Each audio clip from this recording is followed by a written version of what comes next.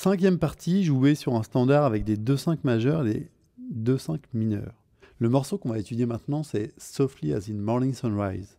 La caractéristique de ce morceau, c'est de commencer en mineur et d'avoir la tonalité majeure sur le pont. Donc il y a deux façons de voir la grille. Bon, première chose, on va déjà apprendre le thème. Donc je vous joue le thème.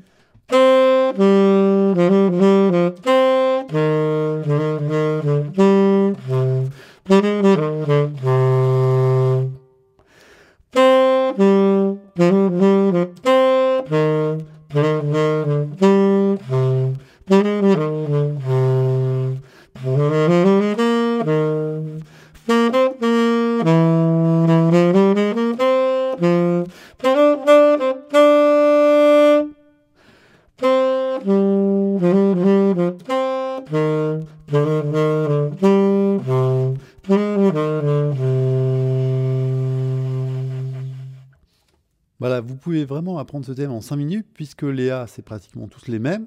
Donc à partir du moment où vous connaissez le premier A, vous connaissez 3 A, puisque le morceau c'est un A, B, A.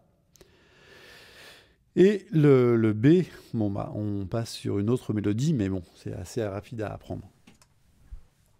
Donc là, je vous propose de travailler le son des intervalles avec la gamme qu'on va utiliser pour ce morceau-là. Et la gamme qu'on va utiliser, c'est la gamme mineure diminuée. Et en fait, la gamme mineure diminuée, c'est un rapprochement de la gamme mineure mélodique et de la gamme mineure harmonique. Gamme mineure mélodique. Voilà, gamme mineure harmonique.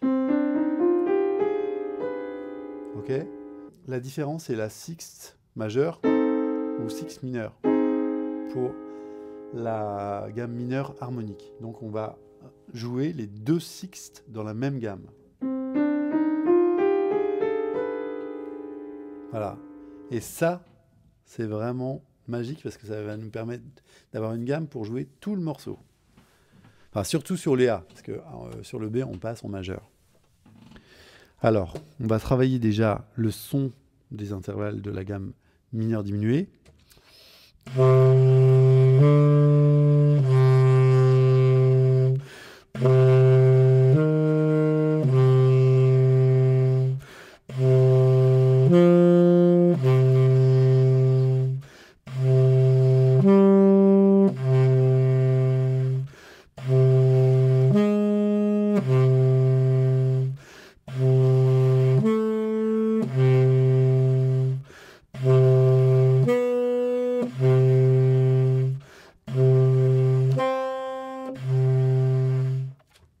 Ok.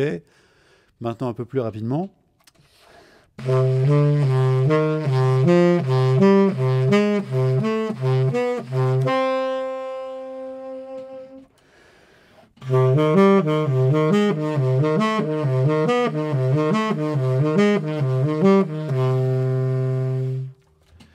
Là, ça c'est vraiment très intéressant parce que donc j'ai dit qu'on pouvait jouer des notes différentes à partir de la quinte. Et là, sur cet exercice-là, c'est exactement ce que je fais. Je joue tonique, tierce, quinte, et après je transforme la quinte, je la monte en six mineur, six majeur, septième majeur, et je redescends.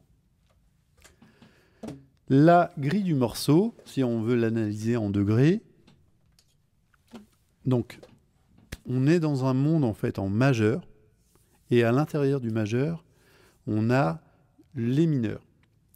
Mineur harmonique et mineur mélodique. Mais le monde dans lequel on évolue, c'est un monde majeur. C'est-à-dire que même si j'ai un blues en ré mineur, quelque part, la tonalité du morceau, c'est fa majeur. On a ce morceau qui est en ré mineur. Okay, pour moi, le premier accord et le dernier accord du morceau, c'est ré mineur. Mais c'est dans le monde de fa majeur. Voilà, c'est ça qu'il faut comprendre. Si je suis dans le monde de fa majeur, alors ré mineur, c'est pas le premier degré, mais c'est le sixième degré. Ok ? Ça, vous pouvez regarder le petit graphisme que je vous propose en dessous. Vous voyez bien que sur le sixième degré, on trouve ce ré mineur. Ce qui est important aussi par rapport au monde majeur, c'est que ça va nous donner les relations entre majeur et mineur.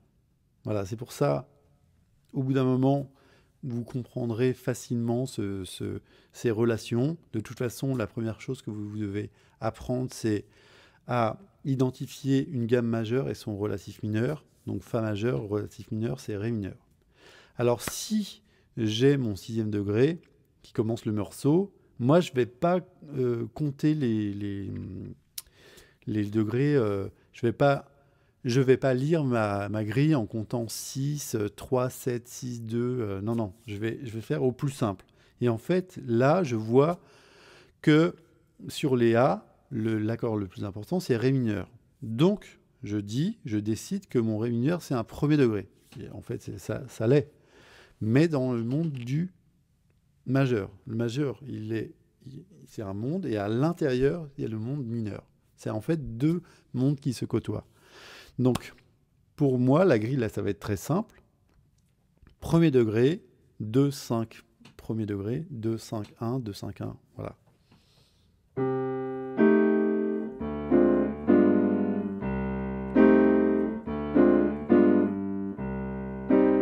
Voilà, sur les A, c'est comme ça que ça fonctionne.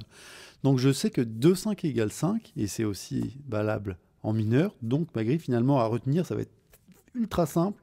1er degré, 5e degré, 1er degré, 5e degré. Voilà, hop, en 30 secondes, j'ai appris la grille sur les A par cœur, et ça va super vite. Maintenant, sur le B. Le B, on revient sur le majeur. Donc juste avant le B, on a un 2-5 qui ramène le majeur. Voilà. Pour qu'une tonalité soit identifiée, il faut qu'il y ait l'accord de 1er degré et aussi l'accord de dominante. Donc c'est le cas puisqu'on fait 2-5-1. Donc là, moi, je vais en Fa majeur. Donc la grille sur le B, c'est Fa majeur, Ré 7, Sol mineur, La 7. Donc si j'analyse la grille, ça va faire Fa majeur 1er degré, Ré 7, 6e degré de Fa majeur, mais qui est transformé en accord de dominante pour ramener le 2 mineur d'après, c'est-à-dire le Sol mineur. Donc Fa, Ré, Sol. Au lieu de jouer un accord de dominante, on a dit que accord diminué et accord de dominante, c'est la même chose. Donc au lieu de jouer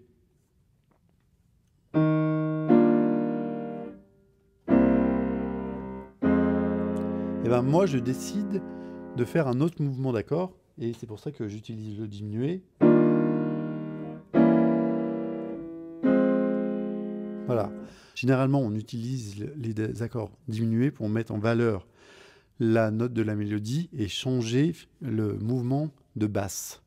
Et en fait, là, c'est bien parce qu'on a 1er degré, accord de dominante, mais du coup, c'est un accord diminué avec un demi-ton au-dessus de la tonique qui rejoint le 2e degré. OK ? Ce 2e degré, il existe aussi en mineur. Et ce Sol mineur par rapport à Ré mineur, c'est le 4e degré. Et je l'ai dit dans la 2e partie de cet ouvrage que ce qui est important, c'est les 1er degré, 4e degré et 5e degré. Et surtout le 4e degré mineur, il est méga important. Et finalement, on se retrouve avec cet accord de Sol mineur qui appartient à Fa majeur, mais qui appartient aussi à Ré mineur. C'est le 4e degré mineur de Ré mineur. Et là, on va créer ce qu'on appelle une cadence plégale, c'est-à-dire 4, 5, 1, Sol mineur, La 7 bémol 9 qui retourne sur Ré mineur.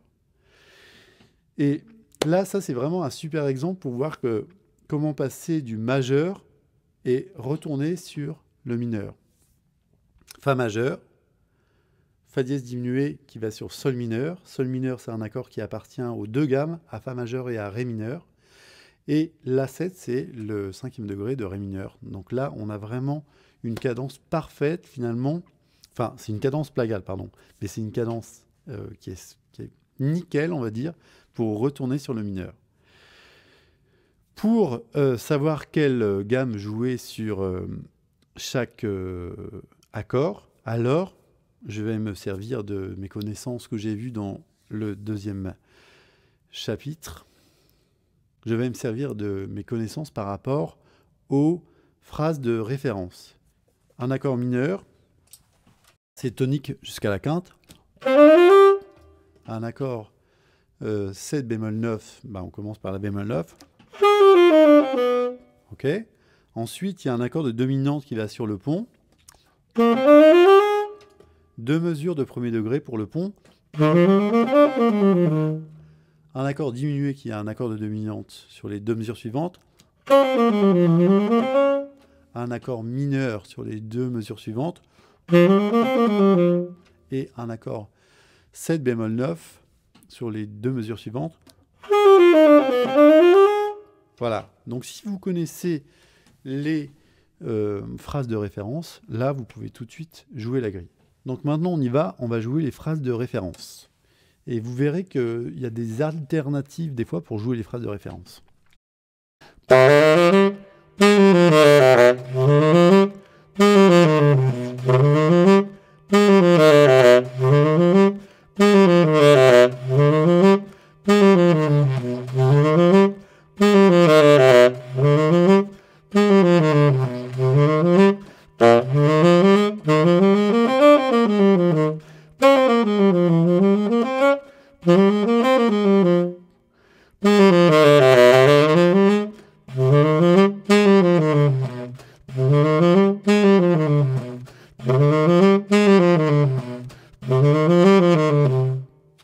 Voilà, sur la dernière partie, j'ai joué une alternative, c'est-à-dire que j'ai anticipé d'un temps l'accord de dominante et ça sonne vraiment super bien.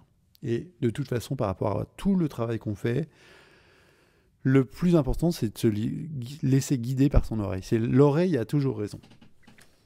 Maintenant, je vous propose de jouer les gammes de référence inversées, c'est-à-dire de commencer par la quinte sur les accords mineurs et par la tierce sur les accords 7 bémol 9, puisque quand on joue les accords 7 bémol 9, on commence par la neuvième jusqu'à la tierce, donc inversé, tierce, bémol 9.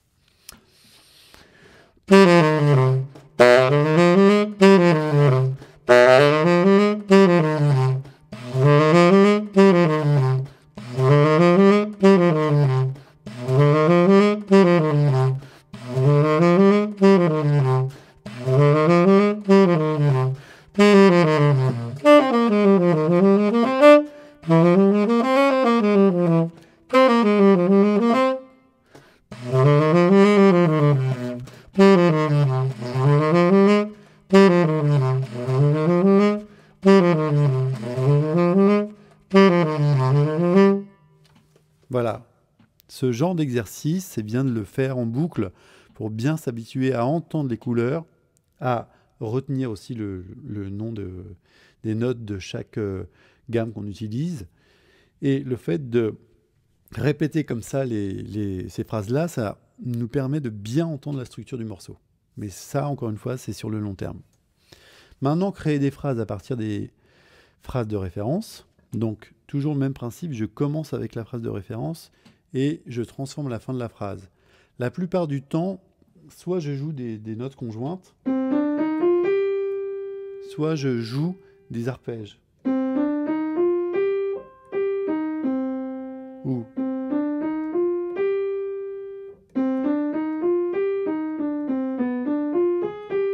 voilà, c'est finalement le concept pour créer des phrases est assez réduit, mais ça nous permet justement de ne pas trop nous égarer, soit des notes conjointes, soit des tierces.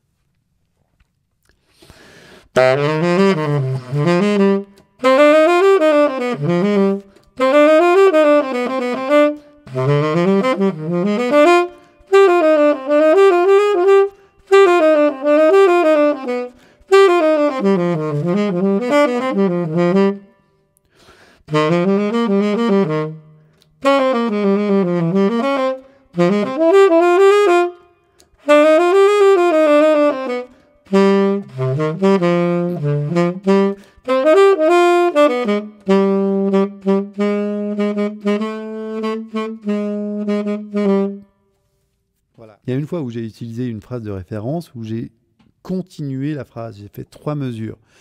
Mais d'abord, il faut être très scolaire et jouer toutes les 2 mesures. Et d'ailleurs, si vous n'avez pas cette impression de jouer scolaire, c'est qu'il y a quelque chose qui cloche. Il faut jouer scolaire. Scolaire, ça veut dire qu'on est en train de travailler quelque chose qui prend forme. Voilà. Et au bout d'un moment, ça va sonner de mieux en mieux. Mais on est obligé de passer par ce passage de jouer entre guillemets scolaire. Le solo de référence, donc là je vais mettre en valeur les sixtes sur les accords mineurs. Et vous allez entendre que ça sonne super bien. Et du coup, en fait, un solo de référence, finalement, c'est un solo que je vais écrire dans lequel je vais mettre plein de connaissances. En fait, dès que j'ai appris quelque chose, j'essaye de l'utiliser pour faire un solo de référence, pour concrétiser les idées que j'ai travaillées et surtout pour m'en souvenir. Et vous allez voir dans ce solo qu'il y a pas mal de choses, pas mal d'idées.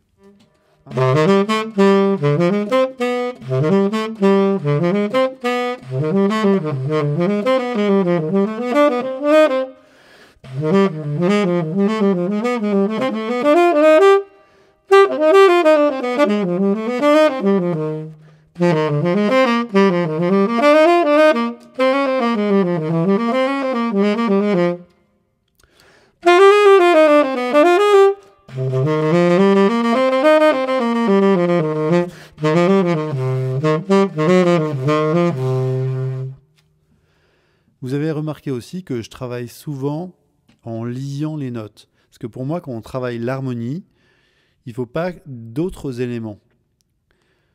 Travailler en liant les notes, c'est entendre, vraiment focaliser sur le rythme et l'harmonie. Maintenant, je pourrais retravailler la même chose, mais en essayant de travailler avec le phrasé. Le phrasé, c'est le fait de rajouter des accents sur certaines notes pour créer du swing.